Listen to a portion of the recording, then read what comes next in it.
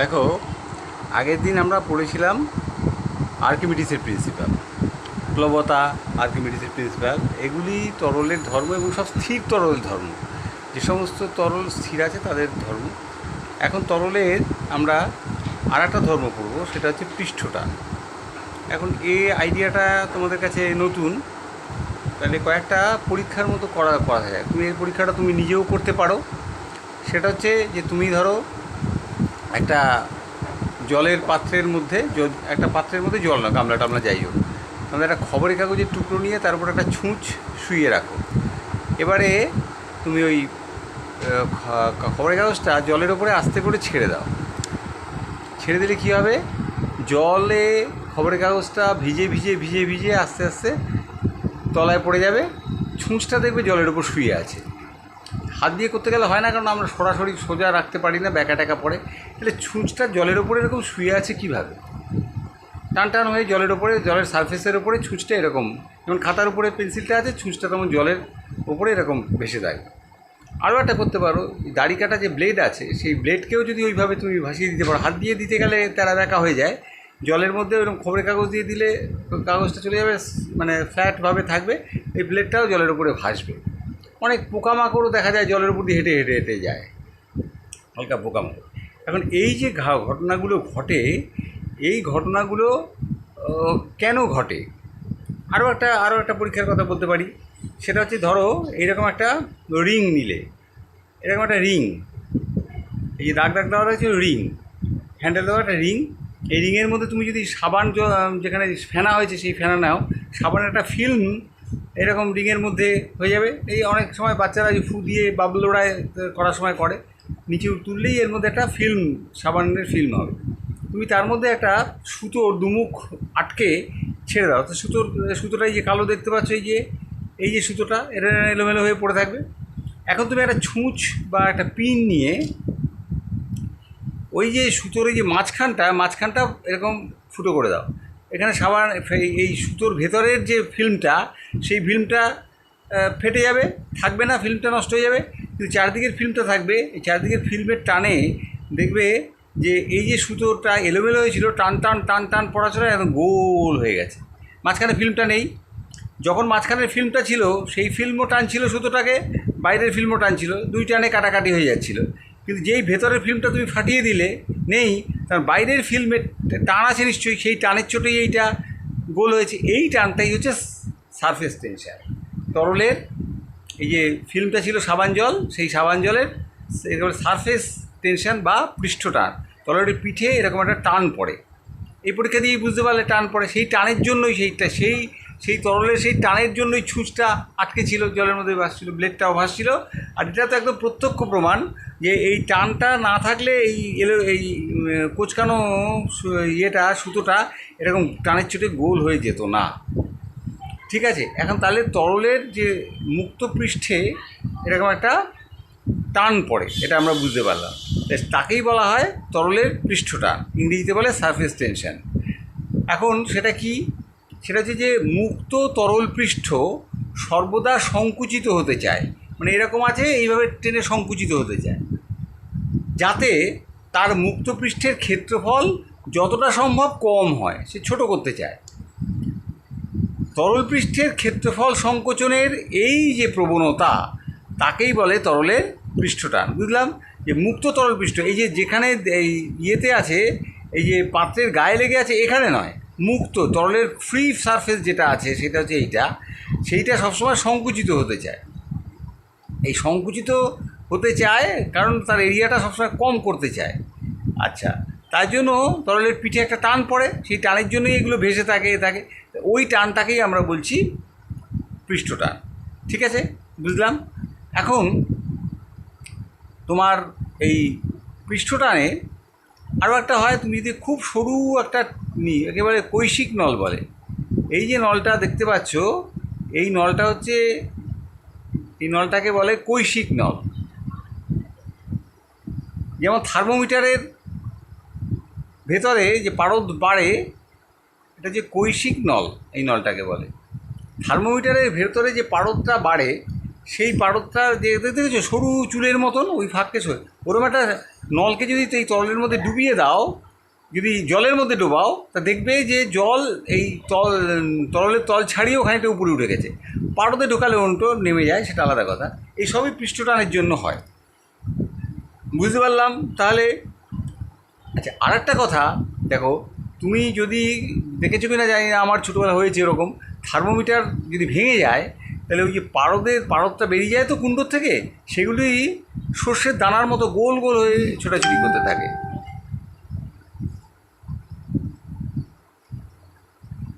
সর্ষে দানার মতো ছোট ছোট হয়ে ঘুরতে থাকে, তাহলে ওই গোল হয়ে যায়। কারণ কি, ওই যে পৃষ্ঠতলকে সব থেকে ছোটো করতে চায়, তা ছোটো সব থেকে যে একই আয়তনের জিনিসের পৃষ্ঠতল সব থেকে ছোটো হয় যখন সেটা গোল হয়, তাই জন্য সে গোল হয়ে চায়। জলে হয় না কেন? আসলে জলের সারফেস টেনশনটা একটু কম, আর গ্র্যাভিটেশন টানে। পারদেরও যদি বড় ফোঁটা হয় তাহলে সেটা একটু থেবড়ে যায়, কারণ গ্র্যাভিটেশনের টানে তো আবার নিচু হয়ে যেতে চায়। এই এখন দেখো, এইটা ধরো একটা তরল পৃষ্ঠ। তরলের মুক্ত পৃষ্ঠে সর্বদা একটা টান কাজ করে, আমরা আগের আলোচনা থেকে বুঝলাম। তরলের যে খোলা তল, সেই তলে একটা টান কাজ করে, এবং তরল পৃষ্ঠ টান টান করে রাখা পাতলা রাবারের পাতের মতন ব্যবহার করে। একটা বেলুনের চামড়া ফেটে গেলে বেলুন টানলে যেরকম টান টান হয়, তরল পৃষ্ঠ ওইরকম টান টান হয়। তরল পৃষ্ঠে ক্রিয়াশীল এই টানই হলো পৃষ্ঠটান, ঠিক আছে। এখন পৃষ্ঠটানকে মাপবে কী করে? ধরো এই যে তরলের পৃষ্ঠ, এটা একটা এই যে যেমন এই তরলের উপরের তলটা, সেটাকে এখানে এঁকেছি, তাতে একটা রেখা কল্পনা করো। এই রেখা কল্পনা করলে, একটা রেখা এবি যদি কল্পনা করো, তাহলে তার দুদিকে এরকম টান পড়বে। ওই যে রাবার বেলুনের চামড়াটাকে এরকম টানলে যেরকম টান পড়ে, সেরকম এদিকেও টান, এদিকেও টান, এদিকেও টান, টান পড়বে। এই যে টান পড়ছে, যে কোনো একদিকে একক দৈর্ঘ্যে কতটা টান পড়ছে, তাই দিয়ে পৃষ্ঠটান মাপা হয়।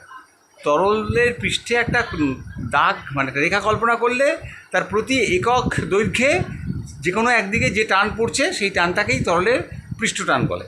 এখন ধরো এই এবির দৈর্ঘ্যটা যদি হয় এল, আর এইদিকে টান পড়েছে এফ, মোট বল পড়েছে এফ, তাহলে একক দৈর্ঘ্যে কত? এল দৈর্ঘ্যে পড়ছে এফ, তাহলে একক দৈর্ঘ্যে মানে এক দৈর্ঘ্যে কত পড়বে? এফ বাই একক ঐকিক নিয়ম। এল দৈর্ঘ্যে পড়েছে এফ, তাহলে একক দৈর্ঘ্যে কত? এক দৈর্ঘ্যে কত? একক নিয়ম কী বলছে? F by L. তাহলে এই একক দৈর্ঘ্যে যে টানটা পড়ছে, তাকেই বলবো তরলের পৃষ্ঠটান টি। এর একক সিজিএস পদ্ধতিকে বলের একক কি? ডাইন। সিজিএস পদ্ধতি বলের একক ডাইন, আর দৈর্ঘ্যের একক কি? সেন্টিমিটার। ডাইন পার সেন্টিমিটার। আর এসআইতে বলের একক নিউটন, আর দৈর্ঘ্যের একক মিটার, তা নিউটন পার মিটার এই হবে। আর বলের মাত্রা কী হবে? বলে এই পৃষ্ঠটানের মাত্রা কী হবে?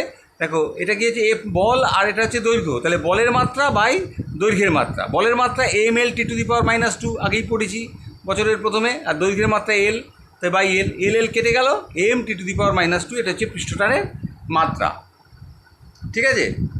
এখন এই পৃষ্ঠটান, এই যে হলো তো পৃষ্ঠটান, তরলের একটা উপরে আছে টান টান ভাব, এই পৃষ্ঠটানের উপরে প্রভাব বিস্তার করে কোনগুলো?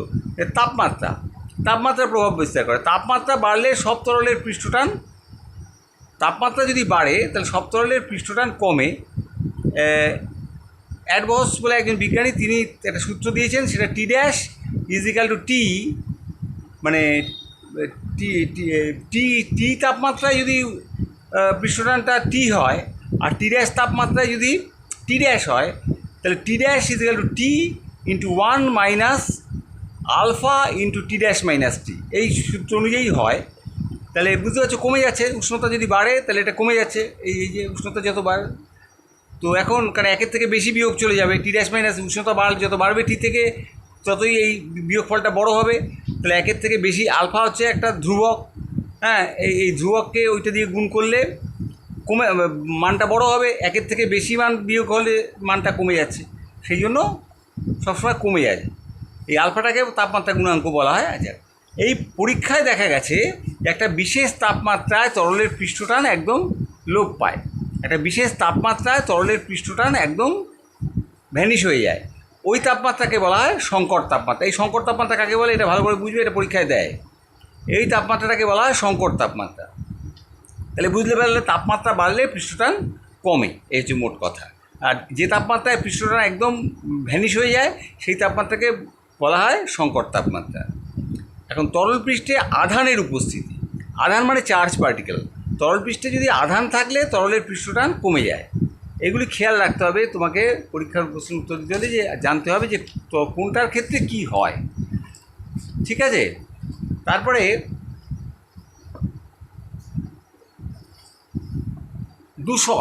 দূষণ মানে তরল পৃষ্ঠে যদি কোনো অপদ্রব্য মেশানো হয়, অপদ্রব্য মানে ধরো জৈব অপদ্রব্য, যদি অজৈব যদি মেশাও তাহলে পৃষ্ঠটান সাধারণভাবে কমে যায়। যে জলের ওপর তেল বা চর্বি জাতীয় পদার্থ যদি ফেলো, জলের মধ্যে যদি তেল বা চর্বি জাতীয় ফেলো, তাহলে সেটা সরের মতো ভাসতে থাকে উপরে, তরলের উপরে। তেল ফেলে দেখো, তেল হালকা জলের উপরে ভাসে, এটা সরের মতো, তাহলে পৃষ্ঠটানটা কমে যায়। এই জন্য কিন্তু একটা ব্যাপার করে যে ওই ধরো সমুদ্রে উত্তাল ঢেউ, সাগর কিছুতেই রাখা যাচ্ছে না, তখন করা হয় কি, কিছুটা তেল ছড়িয়ে দেওয়া হয় সমুদ্রের মধ্যে। তেল ছড়িয়ে দিলে ওই ঢেউয়ের এটা কমে, দাপটটা, এই পৃষ্ঠটান কমে যাওয়ার জন্যই এটা হয়।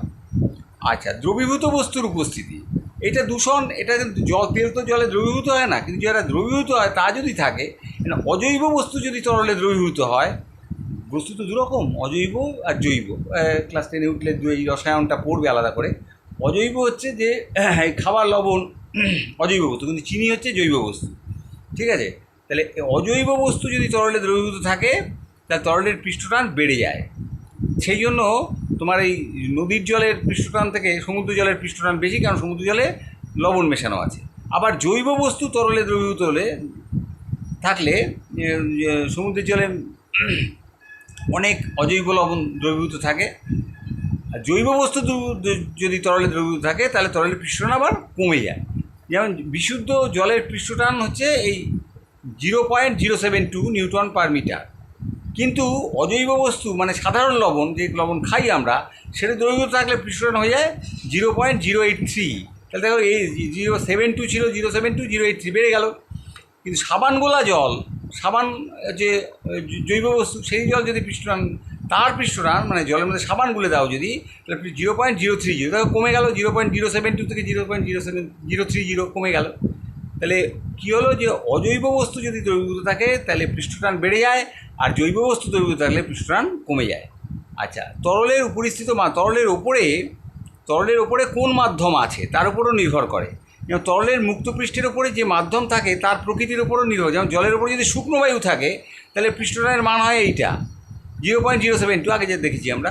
কিন্তু যদি এই জলীয় বাষ্প, আজকের দিনে যেমন কালকে যেমন ছিল, প্রচুর জলীয় বাষ্প ছিল, তাহলে পৃষ্ঠটানের মান হয় 0.070। তাহলে কী হলো, কমে গেল, তাই না? আচ্ছা, এখন এই পৃষ্ঠটান সম্পর্কিত কয়েকটা ঘটনা, এর যে কোনো একটা পরীক্ষায় তোমাকে দিতে পারে। যে ওই জলে তেল ঢালে জলের ওপর ছড়িয়ে পড়ে কেন? কারণ তেল অপেক্ষা বিশুদ্ধ জলের পৃষ্ঠটান অনেক বেশি। তেল অপেক্ষা বিশুদ্ধ জলের পৃষ্ঠটান আগেই পড়েছি, সেটা বেশি।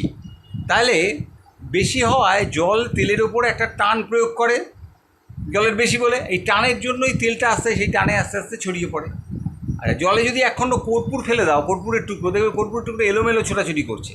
তার কারণটা কি, যে কর্পূরের সব অংশ একসঙ্গে গলে না, যে কোনো একটা জায়গায় বেশি গুললো, তা জলে দ্রবীভূত হলো কি, কর্পূরটা কি, কর্পূরটা জৈব বস্তু।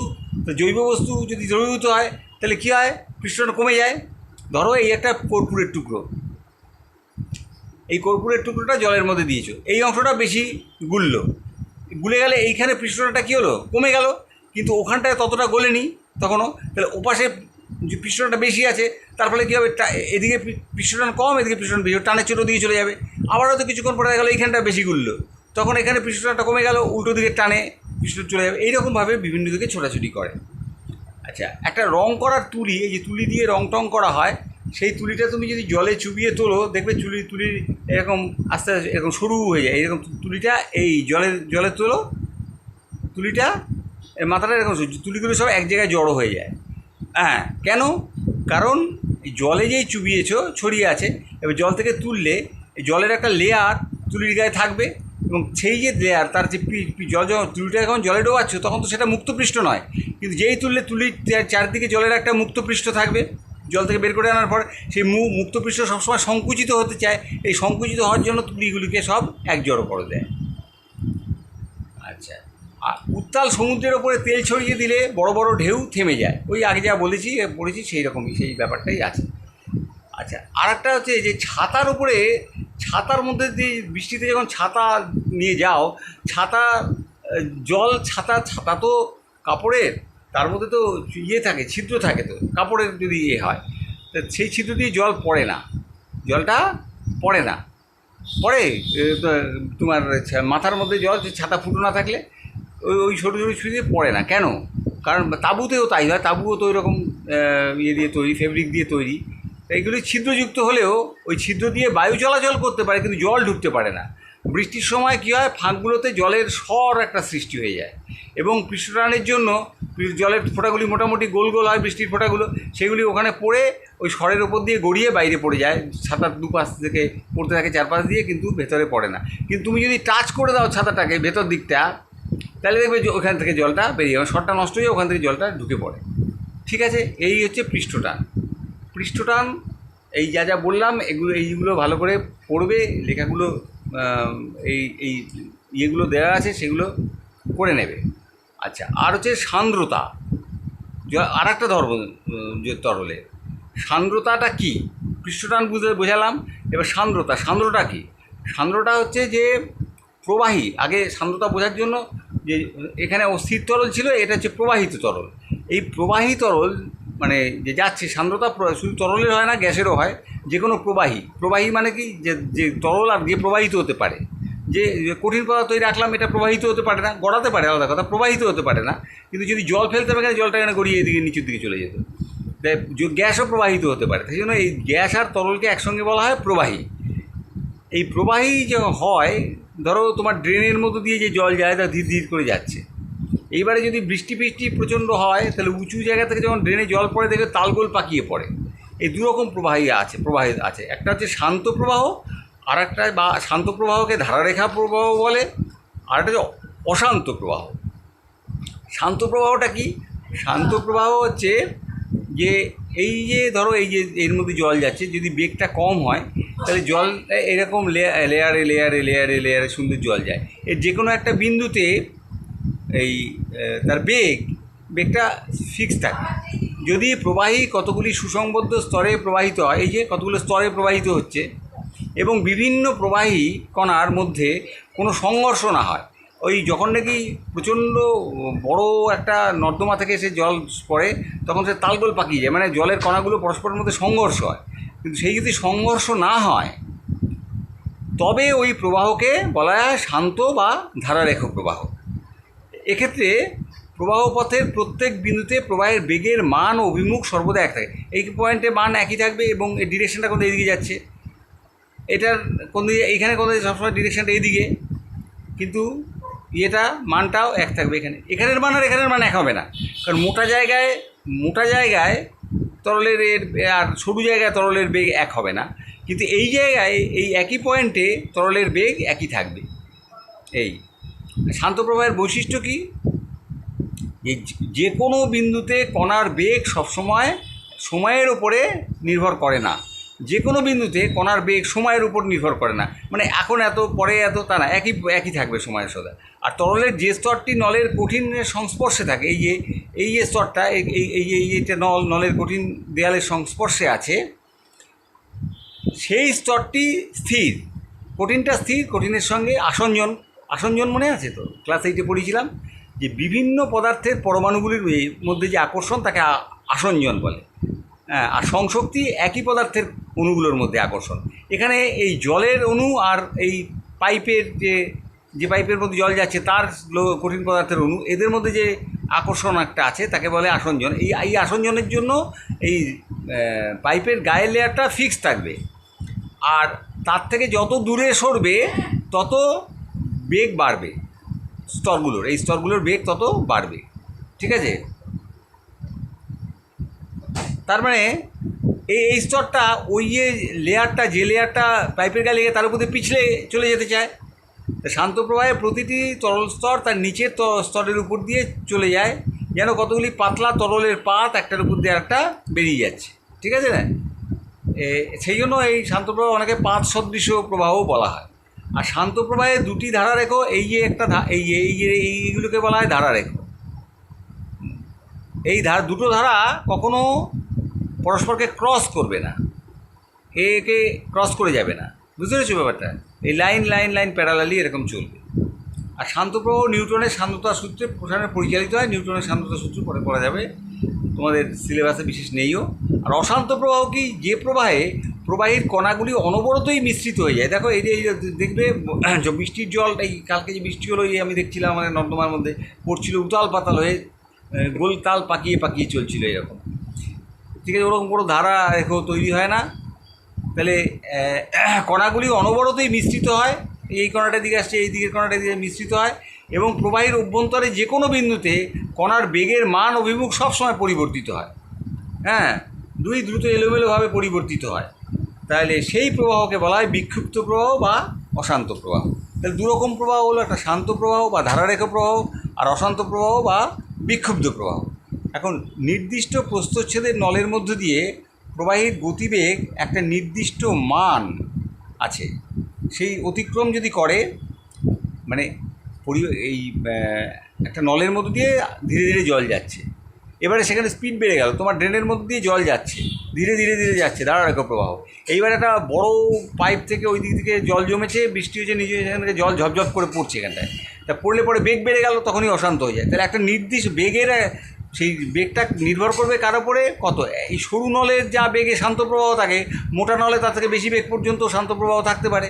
সেই জন্য বলা হচ্ছে যে নির্দিষ্ট প্রস্থচ্ছেদের নলের মধ্য দিয়ে প্রবাহীর গতিবেগ যদি একটা নির্দিষ্ট মান, সেই মানটাকে সন্ধিবেগ বলে, অতিক্রম করে, তবে এই শান্ত প্রবাহটা ধারারেখ প্রবাহে পরিণত হয়ে যায়। ঠিক আছে? অশান্ত প্রবাহে পরিণত, শান্ত প্রবাহ অশান্ত প্রবাহে পরিণত হয়। এইবারে দেখো কীরকম শান্ত, আমরা অশান্ত প্রবাহ নিয়ে কাজ করব না, আমরা যা আলোচনা এখনও করব শান্ত প্রবাহে। এই ধরো একটা কঠিন স্তর, দৃঢ় কঠিন স্তর, এই যে দাগ দাগ দেওয়া আছে, তার উপর দিয়ে তার তরল যাচ্ছে। এখন এই ধরো মেঝের উপরে তুমি খানিকটা জল ঢেলে দিলে, এরকম করে বালতি দিয়ে জল ঢেলে দিলে, মেঝের সঙ্গে যে তরল স্তরটা থাকবে, তুমি যদি কতগুলো ভাগে ভাগ করে নাও তরলকে, সেই স্তরটা এই কঠিন পদার্থের সঙ্গে স্থির থাকবে। তার পরের স্তরটার বেগ একটু হবে, তার যে পরের স্তরটার বেগ আরেকটু বেশি হবে, তার পরের স্তরটার বেগ আরেকটু বেশি হবে, তারপরের স্তরটার বেগ আরেকটু বেশি হবে। মানে যত তুমি এই ইয়ের থেকে, কঠিন পদার্থ থেকে দূরে যাবে, তত তোমার বেগ বেশি হবে। এই থেকে বলে একটা আপেক্ষিক বেগ তৈরি হয়, তাই না?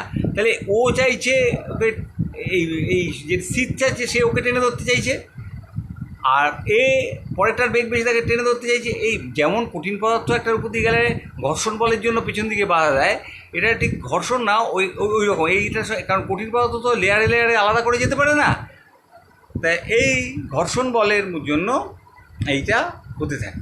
ঠিক আছে?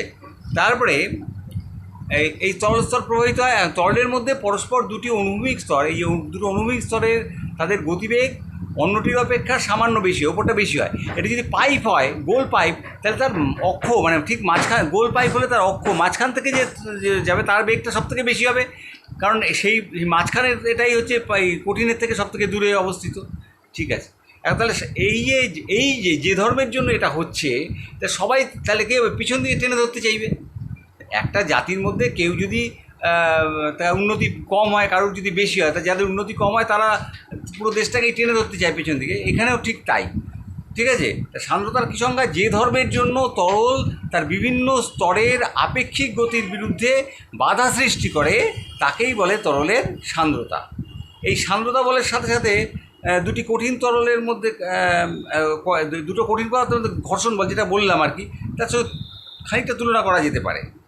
তাহলে সান্দ্রতা তো এই বললাম যে ধর্মের জন্য তরল তার বিভিন্ন স্তরের, এই যে বিভিন্ন স্তরের মধ্যে যে আপেক্ষিক বেগ, এটা থেকে এটা বেশি, ওটা থেকে ওটা বেশি, আপেক্ষিক বেগ, বিভিন্ন স্তরের আপেক্ষিক বেগের বিরুদ্ধে বাধা সৃষ্টি করে, মানে যেহেতু ওর বেগ কম, ওর পুরোটাকেই টেনে ধরতে চায়, বাধা সৃষ্টি করে, তাকেই বলে তরলের সান্দ্রতা। এখন এই সান্দ্রতা মাপি কী দিয়ে? মাপি সান্দ্রতাঙ্ক দিয়ে। সেটা কি?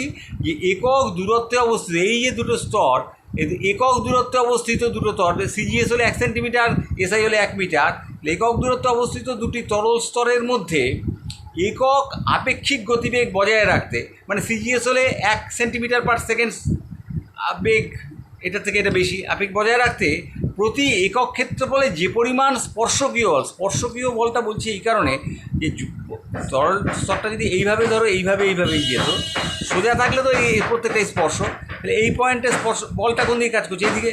স্পর্শকীয় বল মানে এই যে ধারারেখার সঙ্গে স্পর্শক হলে যেটা হয়, এই স্পর্শকীয় বল প্রয়োগ করার প্রয়োজন ওই আপেক্ষিক গতিবেগ বজায় রাখার জন্য, তাকেই আমরা বলছি সান্দ্রতাঙ্ক। ঠিক আছে, মানে একক দূরত্বে থাকা, এটা এক দূরত্বে থাকা, এর মধ্যে আপেক্ষিক বেগ 1 রাখার জন্য যে বল প্রয়োগ করা দরকার তাকেই আমরা বলছি সান্দ্রতাঙ্ক। এই সান্দ্রতাঙ্ককে সাধারণত ইটা, এই যে এই অক্ষরে এনকে একটু বেঁকিয়ে লেখা হয়েছে, এটাকে ইটা বলে। এই অক্ষরটাকে এই ইটা অক্ষর দিয়ে প্রকাশ করা হয়। এর এককটা কি? এর একক সিজিএস হচ্ছে ডাইন সেকেন্ড/সেন্টিমিটার স্কোয়ার, আর এসআইতে হচ্ছে নিউটন সেকেন্ড/সেন্টিমিটার স্কোয়ার। এটা বড় একক আছে 1 ডেকাপয়েস। এই যে সিজিএস পদ্ধতির যে ডাইন সেকেন্ড/সেন্টিমিটার স্কোয়ার, একে বলে পয়েস, আর এসআই এর এই যে নিউটনের এক কথায় বলা হচ্ছে ডেকাপয়েস। 1 ডেকাপয়েস মানে 10 পয়েস। সান্দ্রাঙ্কের মাত্রা কি? মাত্রা হচ্ছে এইটা। সান্দ্রাঙ্কে খুব ভালোভাবে বলা যাচ্ছে না, কারণ হচ্ছে সান্দ্রতাঙ্কের ওই ব্যাপার, নিউটনের লটা তোমাদের ঠিক নেই। এবারে সন্ধিবেগটা কি? যে সন্ধিবেগটা আমি আগেই বলেছি যে প্রবাহের বেগ একটা নির্দিষ্ট সীমা ছাড়িয়ে না যাওয়া পর্যন্ত প্রবাহ ধারারেখ থাকে, ওই সীমা অতিক্রান্ত হলে প্রবাহ অশান্ত হয়ে যায়। এটা নির্ভর করে প্রস্থচ্ছেদের, মানে নলটা তরলের প্রকৃতি আর নলের প্রস্থচ্ছেদ কত। নলের প্রস্থচ্ছেদ যত বেশি হবে তত কিন্তু ওই সন্ধি গতিবেগের মানটা তত বেশি হবে। সন্ধি গতিবেগের মানটা যে প্রবাহের বেগ একটা নির্দিষ্ট সীমা ছাড়িয়ে না যাওয়া পর্যন্ত প্রবাহ ধারারেখ থাকে, ওই সীমা অতিক্রান্ত হলে প্রবাহ অশান্ত হয়ে পড়ে। বেগের এই সর্বোচ্চ সীমাকেই সন্ধিবেগ বা ক্রান্তীয় বেগ বলে। আর এটার উপরে একটা রেনল্ডস সংখ্যা বলে একটা আছে, যে কোনো প্রবাহের বেগ ভি, প্রবাহের খাতের বৈশিষ্ট্যমূলক দৈর্ঘ্য, মানে কতটা যাচ্ছে সেটা দৈর্ঘ্য এল, আর প্রবাহের ঘনত্ব রো এবং সান্দ্রতাঙ্ক যদি ইটা হয়, এই যে 4টি ভৌত রাশি দিয়ে একটা সংখ্যা তৈরি করছে আরই ইকুয়াল টু কি rho L V by eta. এই যে অনুপাতটাকেই বলা হয় আরই, মানে রেনল্ডস সংখ্যা। এই রেনল্ডস সংখ্যা, এটার মান যদি 2000-এর কম হয় তাহলে ধারারেখ থাকে প্রবাহ, আর যদি এটা 3000-এর বেশি হয় তাহলে একেবারেই পুরোপুরি অশান্ত হয়ে পড়ে। আচ্ছা, সান্দ্র মাধ্যমে কোনো বস্তুর প্রান্তীয় বেগ, এটা একটা স্টোকস ল বলে একটা আছে, যে সেটা হচ্ছে ধরো যে বৃষ্টি পড়ছে, এই বৃষ্টির দানাটা মোটামুটি গোল ধরা যেতে পারে, এটা বায়ুর মধ্য দিয়ে পড়ছে, বায়ু একটা সান্দ্র মাধ্যম, এখানে গ্যাসীয়। তো ওই যে বৃষ্টির ফোঁটাটা পড়ছে, তো গ্র্যাভিটেশনের টানে পড়ছে, তার বেগ তো ক্রমশ বাড়ছে, বাড়তে কিন্তু একটা জায়গা হয় কি, তার বিরুদ্ধ বেগটাও বাড়তে থাকে সঙ্গে সঙ্গে। যখন কোনো বস্তু সান্দ্র মাধ্যমের মধ্য দিয়ে অভিকর্ষের প্রভাবে নিচে পড়ে, তখন আসঞ্জনের জন্য ওই সেই বস্তুর সংলগ্ন যে, মানে বৃষ্টির ফোঁটাটা পড়ছে তার সঙ্গে লেগে আছে যে বায়ুস্তর, সেটা স্থির থাকে, কিন্তু দূরের যে সেটা তো ওরকম স্থির থাকে না, কিন্তু বস্তুটির থেকে বেশ কিছুটা দূরে থাকা মাধ্যম, বলছি আসঞ্জনের জন্য এই বৃষ্টিটা পড়ছে, তা আসঞ্জনের জন্য সঙ্গের যে বাতাসটাকেও সেও তো ধরে রেখেছে, সেটাকেও তো টেনে নিয়ে একসঙ্গে বেগে নামছে বৃষ্টি, ওই ফোঁটাটার বেগে। কিন্তু দূরে তার থেকে এই বৃষ্টির ফোঁটা, তার দূরে যে বাতাস, সেটা তো নামছে না, তার তো বেগ শূন্য। আর মাঝখানে লেয়ারগুলোর বেগ ওই রকম ক্রমশ কমতে যায়। তাতে ওখানে একটা ভিসকসিটি তৈরি হয়, মানে সান্দ্রতা বল তৈরি হয়। সে তখন আসঞ্জনের জন্য বস্তু সংলগ্ন মাধ্যমের স্তরটি বস্তুটির সাথে চলতে থাকে, কিন্তু বস্তুটির থেকে বেশ কিছুটা দূরে থাকা মাধ্যম সেটা স্থির থাকে। এর ফলে বস্তুটি থেকে বিভিন্ন দূরত্বে থাকা স্তরগুলির মধ্যে একটা আপেক্ষিক গতির সৃষ্টি হয়, কিন্তু মাধ্যমের সান্দ্রতা ওই আপেক্ষিক গতির বিরুদ্ধে বাধার সৃষ্টি করে। তা বস্তুর বেগ যত বাড়ে, সান্দ্রতার দরুন বাধাও তত বাড়ে। এরকম বাড়তে এক সময় এইটা আর এইটা সমান হয়ে যায়, তখন বস্তুটা নিজের ভারে আপনা থেকে পড়তে থাকে, মানে বেগটা তখন স্থির হয়ে যায়। এই যে যখন পড়ছে উপর থেকে, সময় যত বাড়ছে তত বেগ বাড়ছে, সময় যত বাড়ছে এটা বেগ, এদিকে সময় যত বাড়ছে বেগ বাড়ছে, বাড়তে একটা জায়গায় এসে দুটো বল যখন সমান হয়ে যায়, সান্দ্রতা বল, তখন এটা আর বেগ বাড়ে না, বেগটা স্থির হয়ে যায়। বুঝতে পেরেছি ব্যাপারটা? এইটাকেই বলা হয়, এই যে সীমান্ত বেগ, এই যে যেখানে গিয়ে স্থির হলো ওই বেগটাকে বলা হয় সীমান্ত বেগ বা প্রান্তীয় বেগ। ঠিক আছে, এই নিয়ে একটা বিজ্ঞানী স্টোকসের একটা সূত্র আছে। স্টোকস প্রমাণ করেছিলেন যে, কি প্রমাণ করেছিলেন, যে আর ব্যাসার্ধের একটি ক্ষুদ্র গোলক ইটা সান্দ্রতা যুক্ত যদি কোনো মাধ্যমের মধ্য দিয়ে ভি প্রান্তীয় বেগে পড়তে থাকে, প্রান্তীয় বেগটা যদি ভি হয়, তাহলে গোলকের ওপর সান্দ্রতার বিরুদ্ধে বল এফ ইজিক্যাল টু হবে হচ্ছে 6 ইটা আর ভি। এটা প্রমাণ তোমাদের দরকার নেই, শুধু জেনে রাখলেই হবে। এই সমীকরণটি স্টোকসের সূত্র নামেই পরিচিত। এখন গোলকের মুখস্থ করা ছাড়া কোনো গতি নেই, কারণ এর প্রমাণটা তোমাদের নেই। গোলকের উপাদানের ঘনত্ব যদি রো হয় আর গোলকের ওজন তাহলে কত হবে, 4/3 পাই আর কিউব। আয়তন 4/3 পাই আর কিউব, আমরা গোলকের আয়তন 4/3 পাই আর কিউব, তার সঙ্গে তার ঘনত্ব দিয়ে গুণ করলাম হলো ভর, সেই ভরকে অভিকর্ষ ত্বরণ দিয়ে গুণ করলাম, হয়ে গেল ওজন। এখন এইটা আর্কিমিডিসের প্রিন্সিপাল পড়েছি যে অপসারিত জলের ওজনও এইটাই হবে। তা সেইটা কি, জলের ওজন যে প্লবতা, সে কী করবে, উপর থেকে ওই বলটা নিচে দিয়ে, এই বলটা নিচে দিয়ে কাজ করছে, আর এই যে আর্কিমিডিসের জন্য প্লবতা বল সে উপর দিয়ে কাজ করছে, তাই না? তাহলে কি হবে, তাহলে রেজাল্টার নিম্নমুখী বল কত, এই যে নিম্নমুখী বল তা মাইনাস প্লবতা, আর্কিমিডিসেই পড়েছি, এই বিয়োগ করলে দাঁড়াচ্ছে এইটা। তা স্টোকসের সূত্রানুযায়ী গোলকটির প্রান্তীয় বেগ লাভ করলে এই যে 6 ভিটা তখন প্রান্তীয় বেগ, এইটা ইজিক্যাল টু হবে এইটা, এই যে এটা স্টোকস লয় বলেছে প্রান্তীয় বেগ এইটা হবে, দিস ইজিক্যাল টু এই বিয়োগ ফলটা। তাহলে প্রান্তীয় বেগ ভি এর মানটা দাঁড়াচ্ছে, তাহলে এইটা এই সমীকরণ করলেই পেয়ে যাব, এই আর। ঠিক আছে, দেখো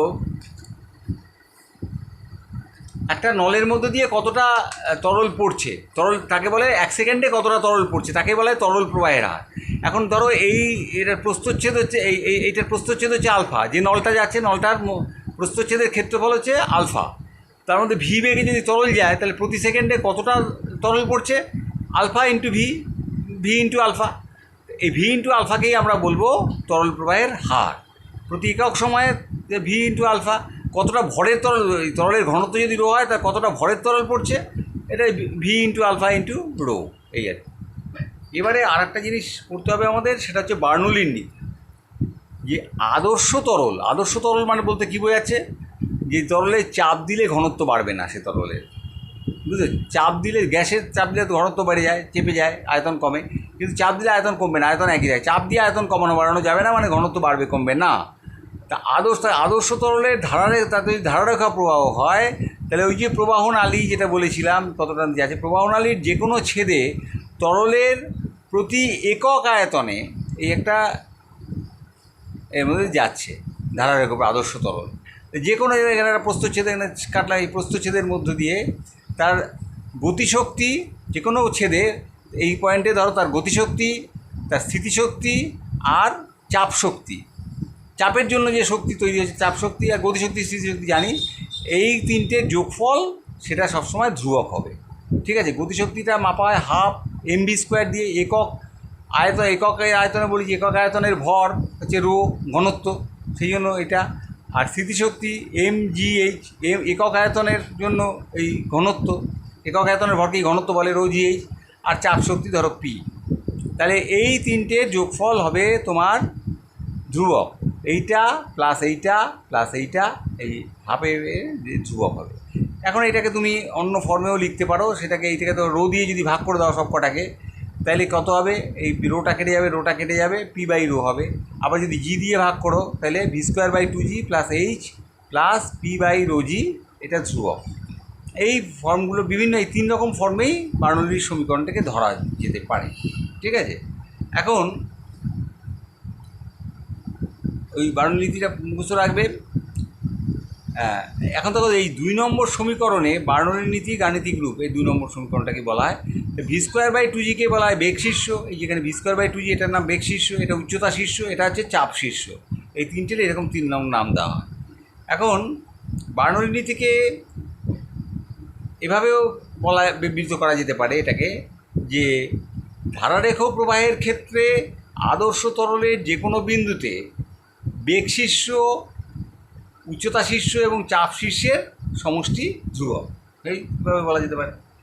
এখন ধরো এই একটা নলের মধ্যে দিয়ে তরল যাচ্ছে, এই মুখে এই এ বিন্দুতে যে আছে তার এখানে চাপ P1 আর সেখানে তরলের বেগ হচ্ছে V1, আর এই যে একটা অনুভূমিক তল সেখান থেকে উচ্চতা হচ্ছে H1, আর এখানে যে চাপ P2, বেগ V2 এখানে তরলের, আর উচ্চতা হচ্ছে H2। তাহলে আমি কি লিখতে পারবো এটাকে, এখানকার কত, এখানকার গতি শক্তি কত, হাফ mv², এম তরল যদি এখান থেকে দেখো এখান থেকে বেরোয়, প্লাস চাপ শক্তি কত P1 ইন্টু m/ρ, মানে P1 ইন্টু m/ρ, আর এটা কত mg, স্থিতিশক্তি কত mgh1, mgh1। তাহলে এবারে হাফ mv2², ওই বিন্দুতে কত, এই বিন্দুতে কত হাফ mv2², তারপরে P2 m/ρ ইন্টু mgh2।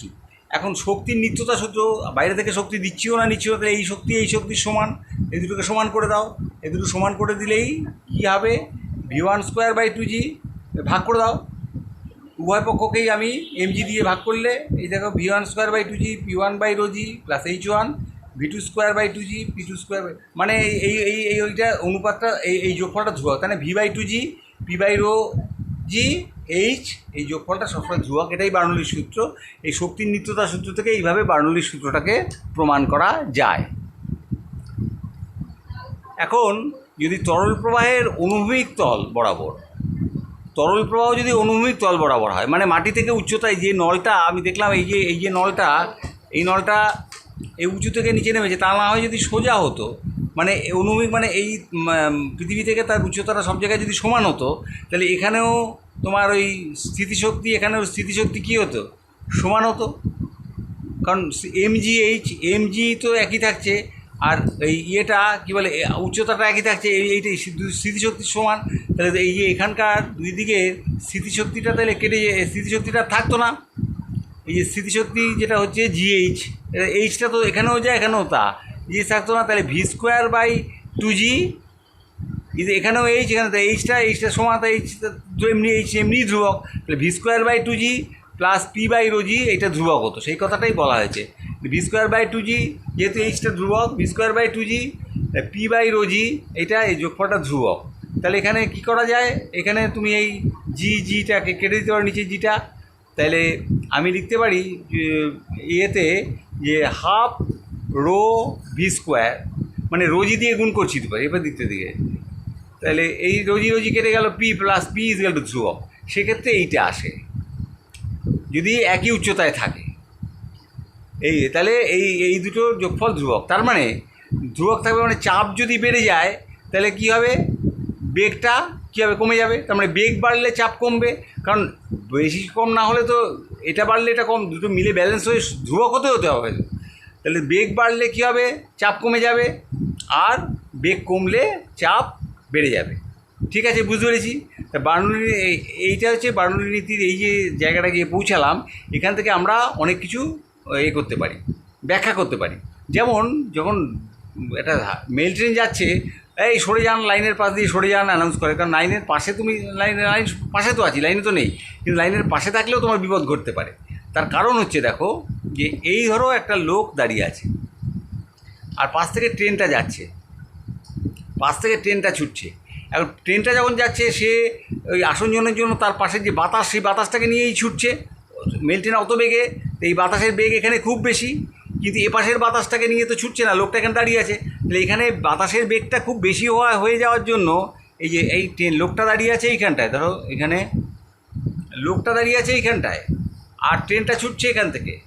ট্রেনটা যখন ছুটছে, ট্রেনের সঙ্গের আসনজনের জন্য তার সঙ্গের যে তোমার বাতাস, সেই বাতাসটাকে নিয়ে এসে ছুটছে। তাহলে এখানে বাতাসের গতিবেগ খুব বেশি, কিন্তু এই বাতাসকে নিয়ে তো ট্রেনটা ছুটছে না, এখানে গতিবেগ নেই, কম, এখানে গতিবেগ বেশি। তাহলে গতিবেগ বেশি হয়ে গেলে এখানে কী দেখলাম, গতিবেগ বেশি হয়ে গেলে চাপটা কী হয়ে যাবে, কম। এখানে বাতাসের চাপ কম, কিন্তু বাইরে গতিবেগ নেই, সেখানে গতিবেগ নেই বলে এখানে চাপটা বেশি। এই বেশি চাপে লোকটা তখন টেনে এসছে। লোকে বলে অনেক সময় যে ট্রেনের লোককে টেনে নিচ্ছে, টেনে নেয়নি। এই বারণী নীতির এই জন্যই লোকটা গিয়ে ট্রেনের গায়ে পড়ে দুর্ঘটনা করতে পারে। সেই জন্য বলা হয় যে দ্রুতগামী ট্রেনের সামনে থাকতে নেই।